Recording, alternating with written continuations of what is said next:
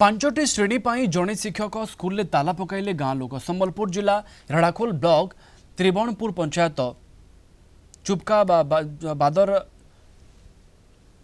चुबुका दादर प्राथमिक विद्यालय में पांचटी श्रेणी में 20 जन छात्र छात्री पढ़ुंट हेले अच्छा जड़े शिक्षक वर्षे पूर्व प्रधान शिक्षक अवसर नेबापर जड़े सहकारी शिक्षक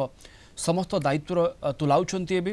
तेबे दीर्घ वर्षे हेला प्रधान शिक्षक पदवी खाली पड़ी। एने ग्रामवासी एवं अभिभावक बारंबार ब्लॉक शिक्षा अधिकारी सीआरसीसी और जिलापाल को बारंबार जणाई किंतु किसी सुफल मिलूना कौन विभाग अधिकारी देखा मिलूना बोली अभियोग करी आज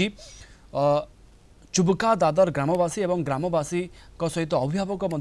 छात्र छात्री सहित विद्यालय मुख्य द्वार में ताला मारिबा को बाध्य होते आउ जड़े शिक्षक नियुक्त नहेबा जाए ताला खोलू ना बोली जिद धरी बसी रही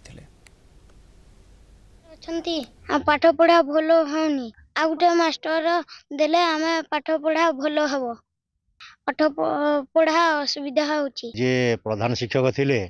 सी गत माने 31 तारिख रे मे 31 तारिख रे गत वर्ष रिटायर्ड कले तांको बदल रे आउ जने शिक्षक हमकु दबा कथा किंतु ए पर्यंत से शिक्षक देई नांदी आ जने शिक्षक 6-6टा क्लास ता सहित ऑफिस काम ता सहित एमडीएम याडे पोशाक बंटन आज मीटिंग काली ये प्रकार विभिन्न धंदा द्वारा मो पाठ पढ़ारे व्याघात सृष्टि होची। 8 मास हला मुई कलेक्टर ग्रीभांस रे देइथिली बीओ आज्ञा मते कहले पठाई देबी बोले फेर आर थरे जाइथिली फेर कलेक्टर ग्रीभांस रु फेरई देले ताहि पर एंदा ताकनी कि दौड़ी दौड़ी पाखापाखि 10-15 थर दौड़ी जु ताहि पर आज बाध्य हेनु स्कूल ताला पकावा लगी। आम गाँ स्कूल रे